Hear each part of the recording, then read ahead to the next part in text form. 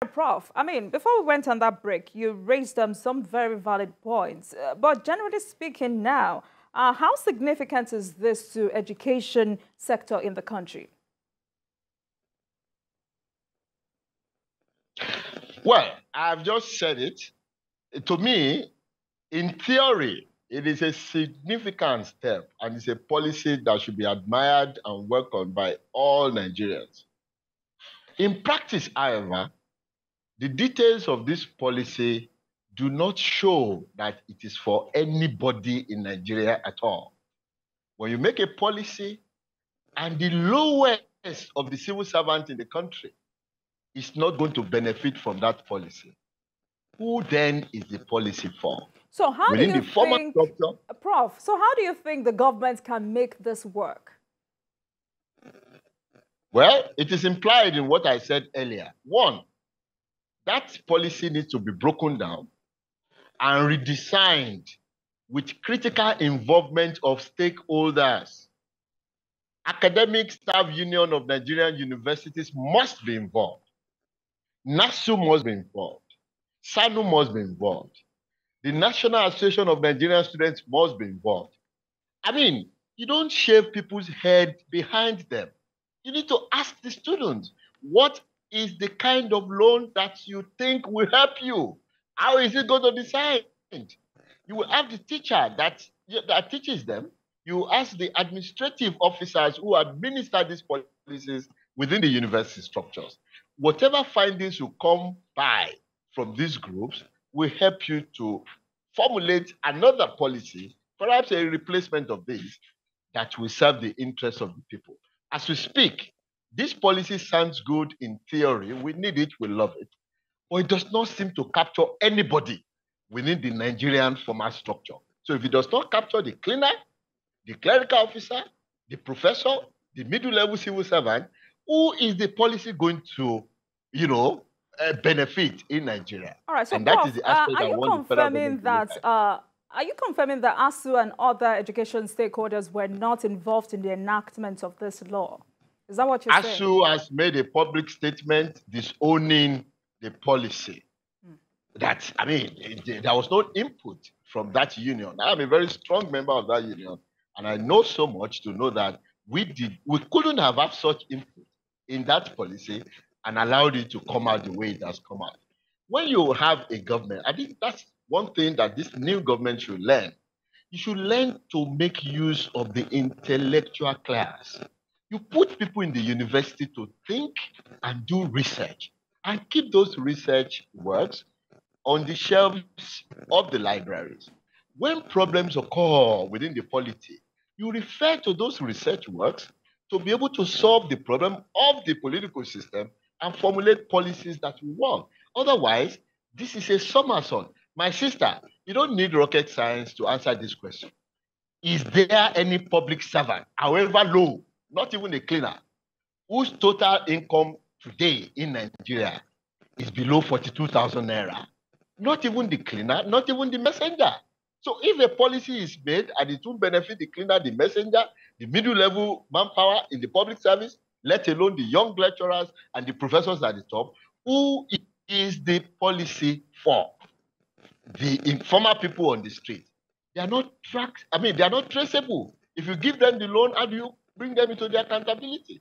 To accountability. So this is the problem. I think the Nigerian government should, one, learn to make use of research works and use stakeholders when they want to make policies.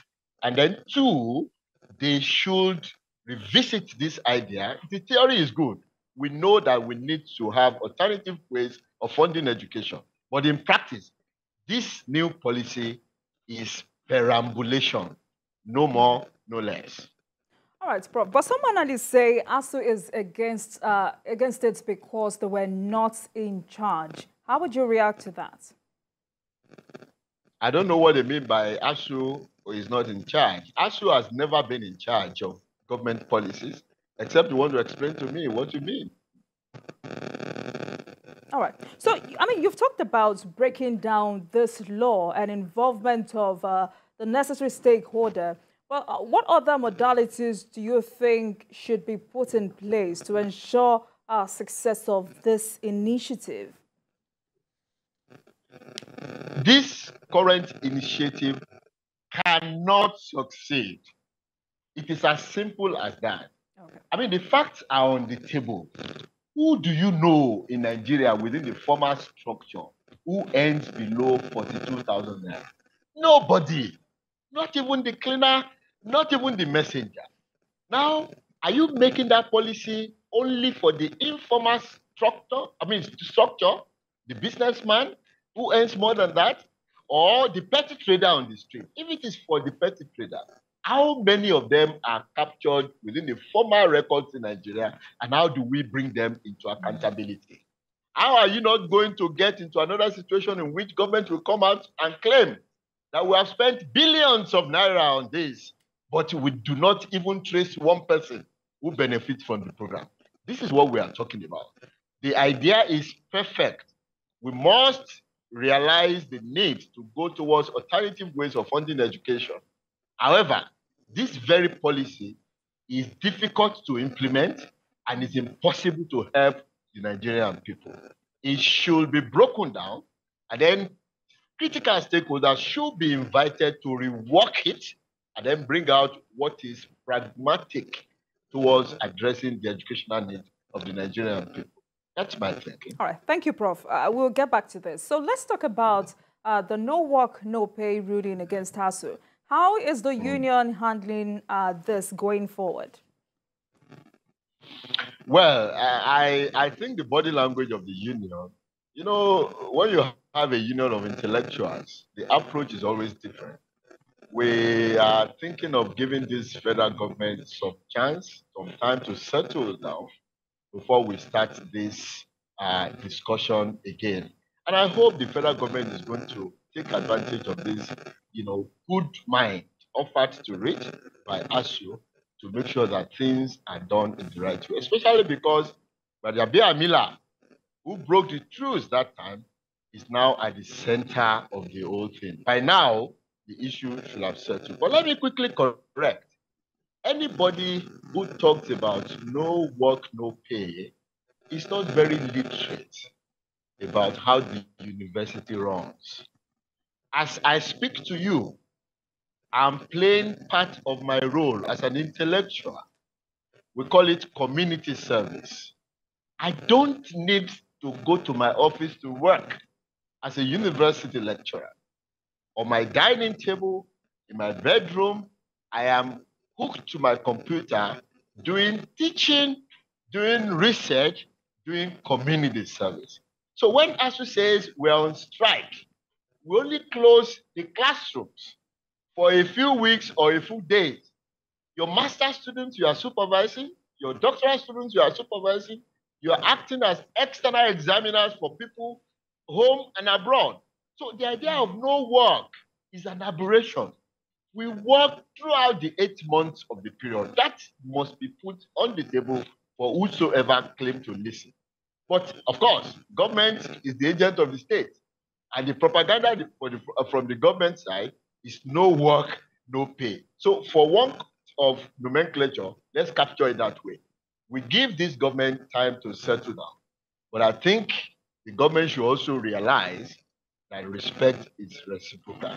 Any country that treats the intellectual class the way the federal government is teaching the intellectual class in Nigeria can never move forward. And I think that's one of the reasons the Buhari administration failed. Everything ASUU talked about during the strike is now coming to the forefront of national discourse. The corruption in what do you call it, payment structure, IPPIS, the fraud over there and everything, they are coming. Because intellectuals don't just sit down to talk or agitate. They are product of committees upon committees of experts who will look at issues with evidences and discuss dialectically before they come and table national positions. So what I will advise the current president to do is to return to the noble tradition of respecting the intellectual and making use of the works that they have done towards resolving the crisis in the political system and towards solving the problems of the nation. If the government toes this path, it is more likely to do well than the previous administration, and we hope and believe in this government that it should be able to do it. All right. But Prof, I mean, looking back, in-season strike by ASUU has been the bane of education developments in the country. But do you see an end to this with a no work, no pay policy? Well, let me correct that impression. I do not agree with you when you say incessant strike by ASUU has been the bane of education in Nigeria. I think it should be framed in another way. The refusal of the federal government of Nigeria to do what is right, to honor its own agreement, to respect the citizenry, not even the intellectual class alone, the citizenry, have been responsible for the problem we have in the educational sector. The education sector. But Prof, do you also agree that it has been part of the problem? Yeah, I agree there is a problem, but the problem is not caused by ASUU. The problem is caused by the blatant refusal of the federal government to respect agreement. My brother, when you are in school, your teachers are your teacher. When you are in the university, your lecturers are your teacher. When you begin to work, government is your teacher. If you cannot trust an agreement from a government or a promise from a government, then the whole nation is collapsed. Who do you trust? Of course, my parent is a single human being. He may tell me something and I hear another person, another thing tomorrow. That's understandable because it's just an individual. But the government of a country should be the peak of, integrity. Now, when government refuses to honor agreement, it signs thousands of MOUs, thousands of MOAs, and then you come out to deny the same thing. That is not the kind of government that Nigerians should be socialized by. So the problem has not been of ASUU. The problem has definitely been of the government of Nigeria. What the new president should do is learn not to behave like the past one. Respect agreement. Even if you have agreement with common shoemakers on the road, the cobblers, the keke maruwa pusher, the danfo driver, let alone the intellectual class who taught you and taught those who taught you, who have been working every day to liberate the nation. If you don't respect agreement with them, then how do you want me to say that you are a government of integrity? I think this very government should not make that mistake. It should come back to the table to respect agreement with everybody, including the intellectual class, so that you can make the best use of the research work that they are doing. And that is how to make a nation move forward. That's my view. Fantastic. But Prof, do you think the no work, no pay policy will end this in-season strike? That's my question. Well, what will end the strike, I think that is implied in what I just said, is for the government to be responsible. The government to play its role. You have professors. You know how many years it takes to be a professor. And then you have professors who are not earning 350,000 naira in 30 days. In a country where a bag of naira is 45,000. To fill your car now, you need about 55,000 or 60,000. And you are paying the peak of societal career, 350,000. And they agitated. And you said they should go to hell and burn into ashes. Who does that? Which nation does that? Go to countries across West Africa. Benin Republic is close to us here. The salary of a professor is about 1.5 million CFA. CFA is now greater than the Naira, remember? Burkina Faso, you see the same thing. I know so, because I'm greatly familiar with the socio-political system. In Nigeria, the giant of Africa, you are now talking about a situation in which professors are paid nothing. And mark you, that professors went on strike was not simply because of salary. In fact, salary was the number 8 on the agenda. ASUU was fighting for issues more fundamental, revitalization of the universities, so that we won't be losing our students to Ghana, to Benin Republic, to Ivory Coast. I mean, should Nigerian students be moving away en masse from here to study in Ghana, Nigeria and Ghana? Just compare. We understand when it comes to US, Canada, and all this stuff. But should Nigerian students even be moving and running away en masse to US and Canada to study? No, it should be the other way around because the best brains are here. So ASUU said, revitalize the system, pay living wages, improve on infrastructure, adjust the way of paying the lecturers so that you can attract the best brains around the world. If a vice chancellor goes to a particular university and sees a material that can help his university, he brings that person to Unilag or UI or IFE and employs immediately. That is how universities are structured all over the world. But when you subject a university to the civil service level, in which before you employ in the University of Lagos or University of Abuja, you have to go and pay homage to one accountant general in Abuja, you destroy the university idea. That is what ASUU was fighting for.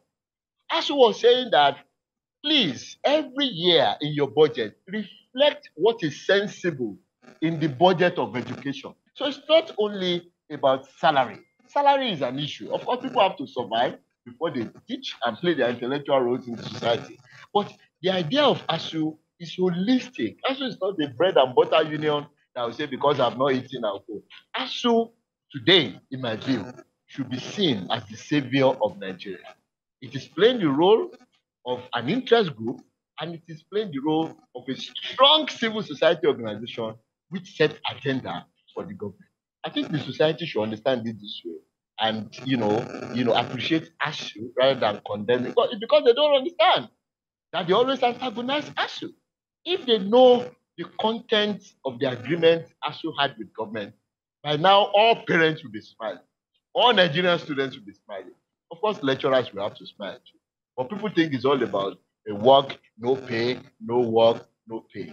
Please, the last warning on this issue is that tell the federal government, and I'm happy President Tinubu is on ground saying that he wants to make changes.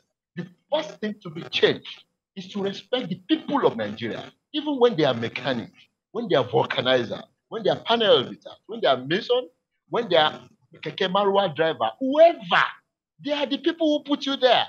Respect everybody, and everybody must include the intellectual class, which is the backbone of the country and the society at large. If that is done, I think we're going to move forward. We'll stop parambulating. The past 8 years is not what I want to put in my memory in the history of Nigeria.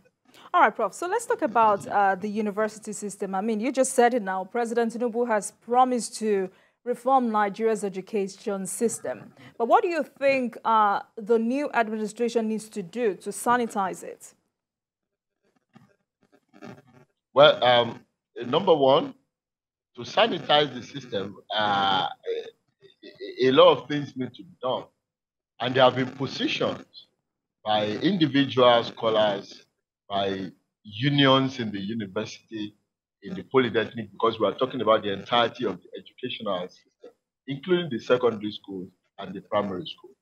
What to me the government needs to do is to be inclusive in policy making.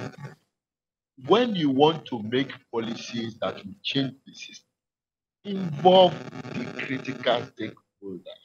You don't just sit down in a committee room in ASUU Rock or any part of the country on cups of tea and meat pie, and you are designing policies, for people who will use the policy, especially where those who will design the policies know nothing about the sector. So inclusiveness, in my view, is the first thing that the federal government needs to imbibe as a culture if it wants to, achieve any reform within the educational system. The second one is to look for alternative ways of funding education. Some 20 years ago or 10 years ago, the whole tertiary educational system would have collapsed, but for third form. And who fought for that? ASUU. It is because you allowed the intellectual class to create a way of solving the problem.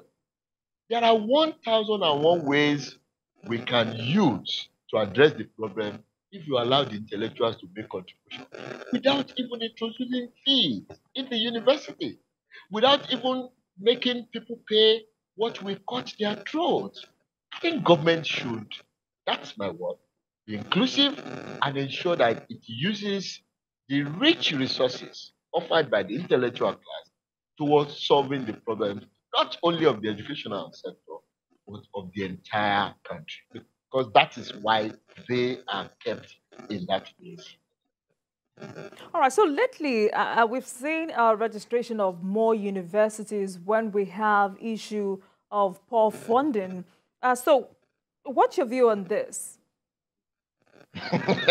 Well, you see, the last part of your speech, when we have issue of poor funding, it's like a father running a house. Your children cannot feed. Your children can't pay their tuition in the schools that they go to. And your own ambition is to keep bringing more wives into the family so that you have your personal enjoyment. Who does that? It is anti-logic. It is not rational. This is not saying that we do not need more universities in Nigeria, even if we need. The statistics will show. But I'm saying that it is funny to you the way it is funny to me and any other person who cares to think rationally that you cannot fund the existing universities and you are creating more universities. Is that not one of the things that ASUU stood against? I mean, it speaks to simple logic. You can't fund 10 and you are increasing to 15. That is perambulation. So what I think about it is that while there may be, and I'm choosing that may deliberately, while there may be no problem in increasing the number of universities in Nigeria, it is important to ensure that you have the capacity to fund this university before you retain and before you create them. That is the only time you can act like a responsible government. What happened in the past 8 years was not in any way responsible at all. So, Prof, let me ask you this. Why has it been difficult for the Nigerian government to meet the UNESCO benchmark for budgetary allocation for education? Well, I'm not in government. Only the government can talk for itself. I don't know why it has been difficult.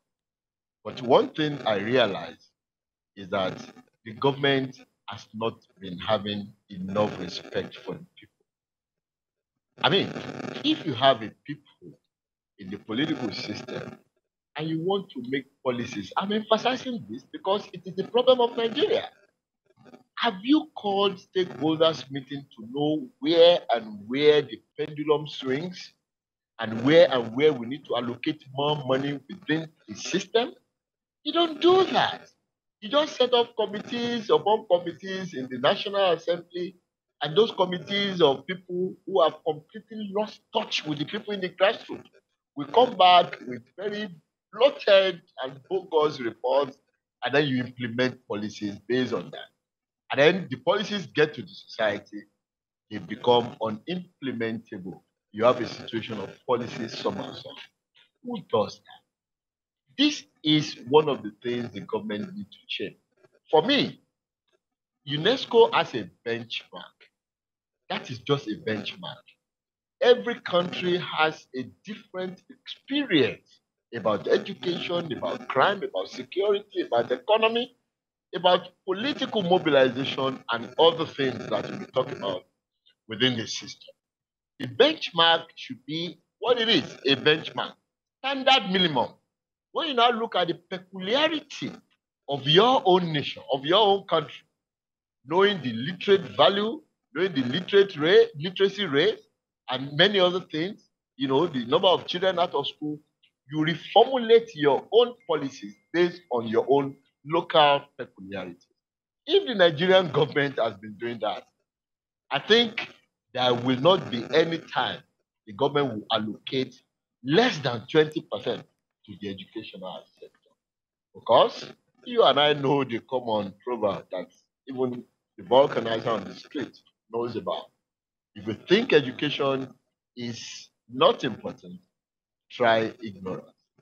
The insecurity problem that we have in the north, in the south, in the southwest, and other parts of Nigeria is linked to education. If you re-engineer the educational system the way it should be done, then that problem will be halfway solved. Economic problems, social problems, wife battery, domestic violence, child abuse. Don't you know that all these have to do with education? So this very sector that is supposed to do this through re-engineering and reorientation of the society is the sector that you abandon. It's the sector that you neglect. It's the sector that you tell, go to hell and burn into ashes. And you want to make progress? How? It's not by miracle. It's not by fire on the mountain idea or miraculous fall down and all these things. Nations that grow through deliberate policies. And that is what this government needs to make. All right. So let's talk about another critical issue. Nigeria has the highest out-of-school children in the world. What do you think this new administration needs to do to address this? Yes, the highest dropout children in the world, now the poverty capital of the world.